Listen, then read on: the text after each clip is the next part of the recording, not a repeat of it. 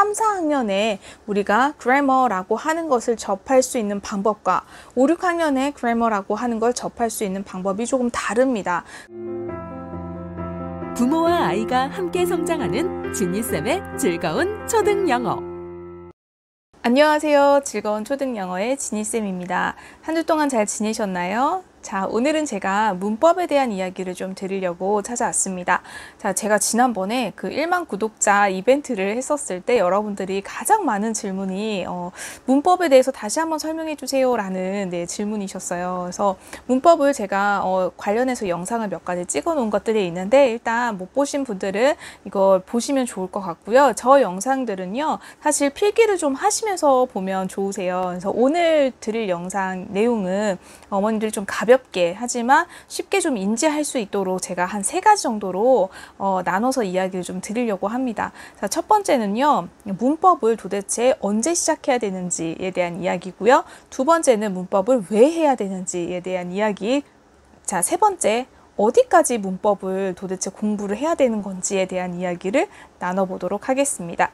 자, 첫 번째입니다. 문법을 언제 시작하면 좋은지. 자, 언제 시작하면 좋을까요?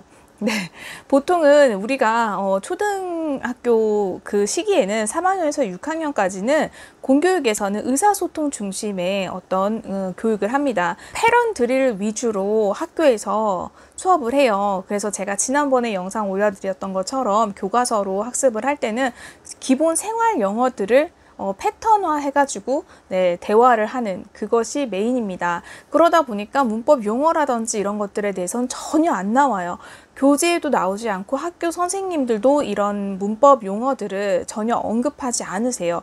그러다 보니까 초등 6년 동안은 전혀 문법에 노출되어 있지 않은 친구들이 많은데 갑자기 중학교에 가면은 너희들 초등학교 때 문법 다 배웠잖아. 그걸 기반으로 이거 설명해 줄게 라고 하면서 갑자기 문법 용어들을 막 쓰시거든요. 그런데 초등학교 때 배웠잖아 이 말이 무슨 말인지 잘 모르는 어머님들이 계세요. 그래서 3학년에서 6학년 사이에 우리가 공교육에서 영어 배울 때도 사실은 문법을 배웁니다. 왜냐면 문법이라는 것 자체가 어떤 언어의 어떤 구조, 그다음에 규칙을 말하는 거기 때문에 이거를 제외하고 이거를 쏙 빼놓고 우리가 문장을 구성할 수가 없다는 거죠. 그래서 실제로는 3학년부터 6학년까지에도 어떤 일정한 문법 규칙을 가지고 교과서가 만들어지고는 있어요. 그렇기 때문에 문법을 언제 시작해야 됩니까? 라고 여쭤보시면은 저는 이제 중학교 입학하기 전에 5, 6학년 때 빠른 친구는 5학년, 6학년도 늦은 건 아니에요. 그래서 5학년, 6학년쯤이 되면은 우리가 중학교에서 배울 문법을 미리 연습해보는 그런 시간을 가지면 좋아요. 그래서 우리가 그 한자어로 된 그런 용어들, 그런 것들을 직접 접해보는 시기는 5학년, 6학년 시기가 적절하고요. 문법이나 그래머라는 용어를 사용하지 않더라도 3학년, 4학년에도 사실은 문장의 구조라든지 이게 어떻게 생긴 아이인지를 좀 인지할 필요는 있어요. 그래서 3, 4학년에 우리가 그래머라고 하는 것을 접할 수 있는 방법과 5, 6학년에 그래머라고 하는 걸 접할 수 있는 방법이 조금 다릅니다.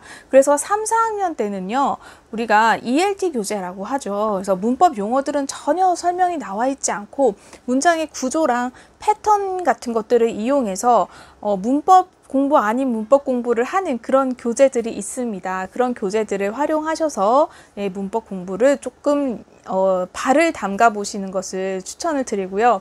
5, 6학년이 되면은 본격적으로 우리 많이 하고 있죠. 3800제나 무슨 뭐 영문법 777 그리고 뭐 초등학생들을 위한 영문법 책들 굉장히 많이 나와 있어요. 그렇게 문법 용어가 정확하게 명시되어 있는 그런 교재들을 사용을 해서 5, 6학년 때는 시작을 해보시면 좋을 것 같아요.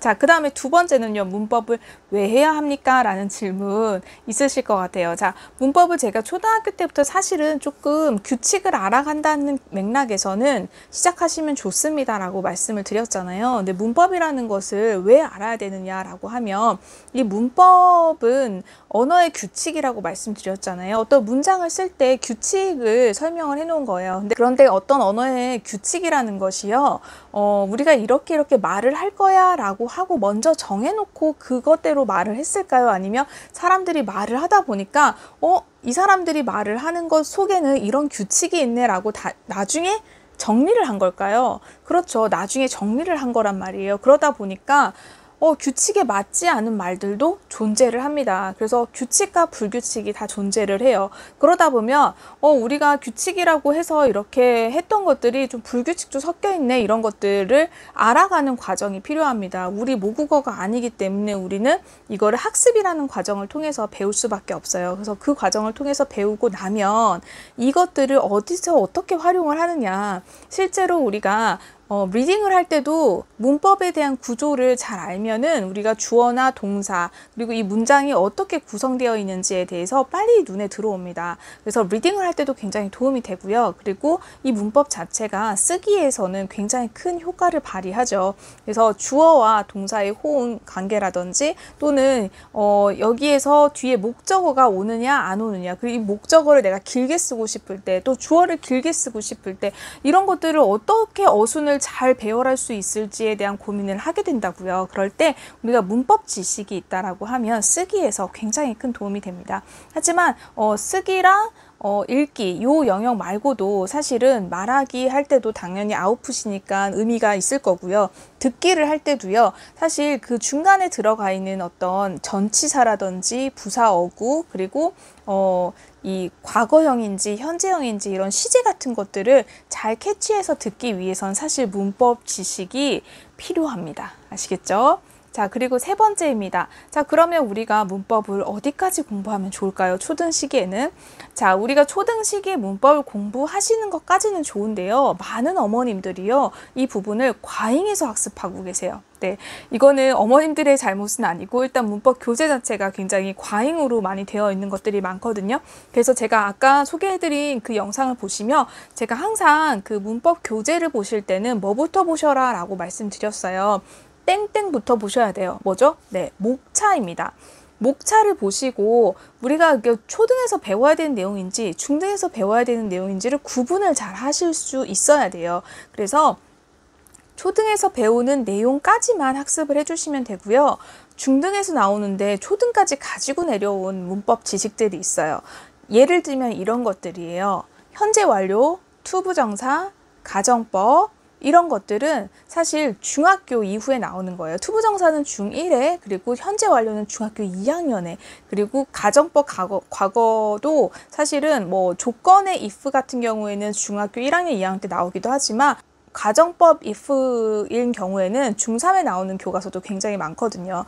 그래서, 그리고 이제 뭐 부대 상황이라든지 여러 가지 분사구문, 이런 유의 어떤 문법 내용들도 사실 초등학교 때는, 초등학생일 때는 아이들이 이거를 인지하고 이해하기가 쉽지 않은 지점이 있어요, 분명히. 그래서 초등 5, 6에 아무리 문법 교재에서 그런 내용들이 있다 하더라도 그 부분은 조금 잠시 목차에서 X를 일단 치시고 그 부분은 빼고 학습을 하세요. 그 다음에 그 X 친 부분들은 중학교 1학년 때쯤에 다시 한번 복습을 하신다거나, 아니면 6학년 겨울방학쯤에 다시 한번 복습을 해보시면 그때는 아이가 이해를 할 수가 있을 거예요. 그런데 초등 5학년, 6학년, 조금 빨리 시작하는 아이들은 5학년에 시작을 하는데 5학년 아이들한테 현재 완료를 정확하게 이해하게 만들기는 참 어렵거든요. 그리고 그거는 모국어와도 굉장히 연관이 많이 되어 있기 때문에 모국어 학습에 여러분들이 더 시간을 투자하셔야 되는 그런 과정들이지, 이 문법, 영어의 어떤 그래머적인 부분에 시간을 너무 많이 할애하시거나 이 부분이 잘 안 돼요, 분사구문 너무 어려워해요, 또는 뭐 현재 완료 이해를 못해서 학원에 특강을 보냈어요, 이런 거는 초등 5, 6학년 때까지는 안 하셔도 되는 일이에요. 아시겠죠? 그래서 우리 아이들이 과잉학습을 하지 않도록 여러분들이 도와주셔야 돼요. 그래서 할 게 너무 많잖아요. 너무 많은데 문법까지도 우리가 너무 많은 시간을 할애하면서 어려운 문법상을 이해하려고 노력하지 마시고, 초등 수준에서 알아야 될 것들, 또 의외로 비교급 이런 것들은 초등에 나오는 문법상이에요. 근데 이런 건 빼먹고 지나가시는 경우들도 많더라고요. 그런데 초등 한 5, 6학년 교과서, 공교육 교과서에 비교급 내용이 나옵니다. 그래서 비교급은 알아두시고 가시면 굉장히 도움이 많이 되실 거예요. 자, 그래서 오늘은 초등 시기에 우리 아이들이 어느 정도 범위까지 문법을 하면 좋은지, 그리고 언제 시작하면 좋은지, 그리고 왜 해야 하는지까지 말씀을 드렸습니다.